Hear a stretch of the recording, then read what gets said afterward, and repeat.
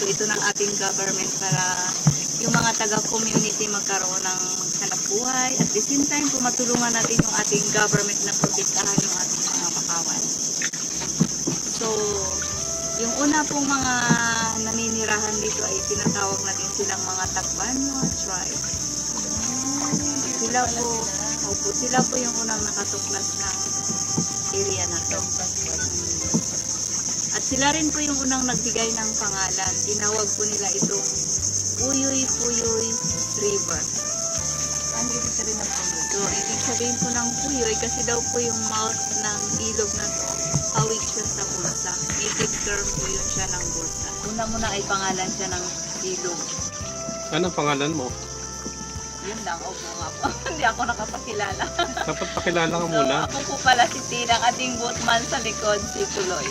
Kuloy. Kalagitnaan na ako nang pakilala. Ano, may mag-asawa ba kayo? Hindi po, magkatrabaho. Ah, okay. Membro po kami kasi ito, People's Organization po to. Pero walang New People's Army rito, NPA. Hindi natin masabi, sir.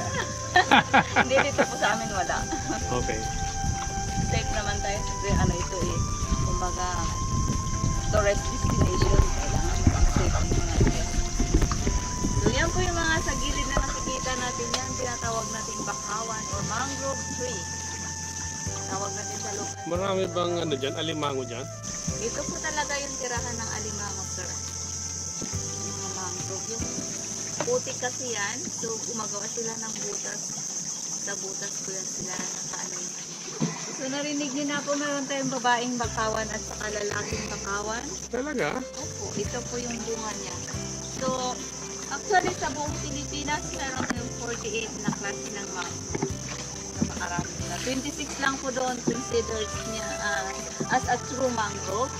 Ang iba po associated na siya. So, meron po tayong babaeng bakawan, lalaking bakawan. Kung may babae at saka lalaki, meron din bakla. Yun lang po wala. Bakawan, Hindi po siya, yung apat na yun, hindi siya bakla. Tunggoy, sir, ha? Babae, lalaki, busain, at saka tabiki. Ayun. So, wala tayong bakla. True bagyo. So this is a what you call a male Mangrove. mangrove. Or bakawan. Is that how you plant that seed? Yes. Is this a seed? Yeah. Oh, so this is a male mangrove seed. 2 times longer po is female seed. 2 times longer. Meron kang example niya dyan? Walang? Wala nga po. Basta mas dalawang beses ha? Tapos medyo mas mataba siya konti dito. So, sa dahon po ma-identify po natin kasi yung dahon po ng babae wider, narrow pointed naman po yung sa lalaki. Yan lalaki po.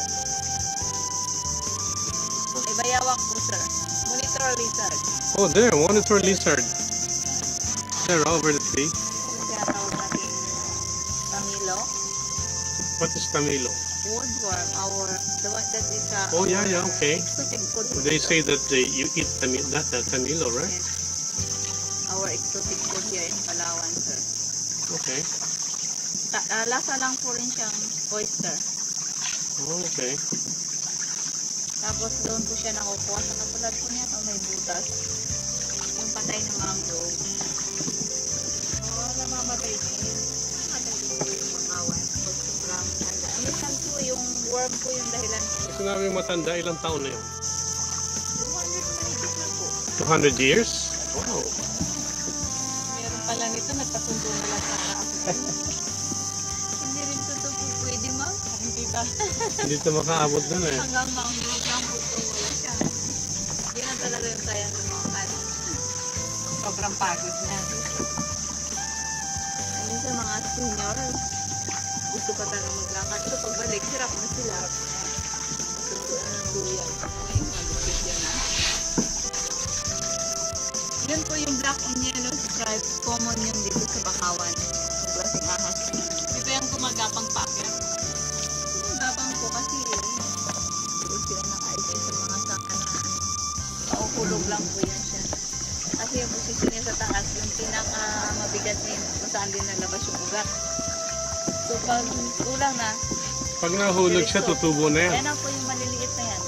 Mga natural lang po yan na pag low tide, maaabot na yung tubig. Yan dahon na yan, ano? Yan na po yung Yung mga dahon. Kasi ito po, Ayan, oh, bago. yung stage na to, ma'am, ito, pagbubuka ito yan, pinakadahon na. Oo. Ilang minutes ang boating dito? 45 to 1 hour po. Ang boating natin? Wow. 45 minutes. 1.2 kilometers po yun to 2.4 balikan. So, sulit na sulit ang binayad namin dito, ha? 45 minutes? Ha? Sulit po talaga. Parang underground din po ba? 1.2? Oo naman. 1.5. Ano ba yung pinaka-start? Kapag may buwan kasi started na June, yun ang panahon ng kanila pang preference. Kaya pumasok sila dito sa dagat. Ay, sa ilog. After po, babalik sila sa dagat. Maiwan na yung mga eggs at saka maliliit na isda. Dito lang po yan magpapalaki. Matataas itong punong to na yan. Hindi naman bakawan yan, di ba? Lahat po yan, sir, bakawan. Yan mataas na yan? Opo. Kasi bakawan lang po yung nabubuhay sa may tubig. Oh, okay. Alright. Akala ko ano yan eh. Akala ko mga bakawan, mga ano lang. Maliliit lang. Mga 12 feet lang. Yan na po, mga century old na po Oh, yan. these are really big mangrove trees then. Look at that, how high it is, huh? Mga 30 meters na siguro yan. Ah, 30 meters? Ito masyado yung sukat eh. Oo nga, no? Buti hindi nabubulok ang mga ugat yan sa ilalim ng tubig. Kasi yan talaga yung destiny nila sa tubig. Hindi sila Oh. yan sa mabubuhay pag walang tubig. At saka brackish water, sir, pag purely fresh water, hindi rin po sila makasurvive. Pero sa purely salty water, survive sila. So you mean this mangrove in particular, mga 100 years, 200 years na to? Old? 200 years old, more than na nga daw po yan, sir. Ayun More sa than mga it. expert sa kahoy kasi na ano na po nila, na-check na po nila yan. Project po dyan for kayaking na lang. Kasi kayak na Parang lang, imbis na ano, siya na mag-ano.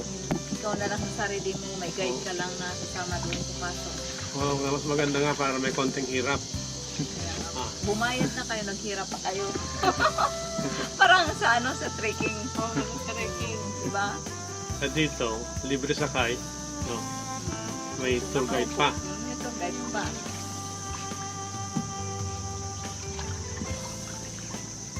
O, dyan po may makikita yung cave. Yung balin sa sayaw. Ayun lang. Swallow. Oo. Yung mga ano ba yun, yung bird's nest. Yan na po yung swallow. Ha? Diyan nakatira sa Yung ginagawang bird's nest, ano ba yun? Soup. soup. Yes po. Ano ba ba? Pag umaga naman po kayo pumunta dito, minsan may mga ibon. Katulad na kingfisher. Wahas daw puloy ha. Mag-stop over tayo doon? Ano naman? Bakit hindi nyo palpasin ng isang anaconda rito para may thrill? Sir, Ha? hindi kayo payagan ng ano, tourism. O kaya piranha? Pirana, gano'n din. Minsan nga po yung mga foreigner, yun ang gusto nila. May buhaya. Yung ang hinanap nila kasi Oo daw, naman, para may may thrill. thrill daw po yung tour. Diba? Ano yun, babayad ka para takutin sarili mo.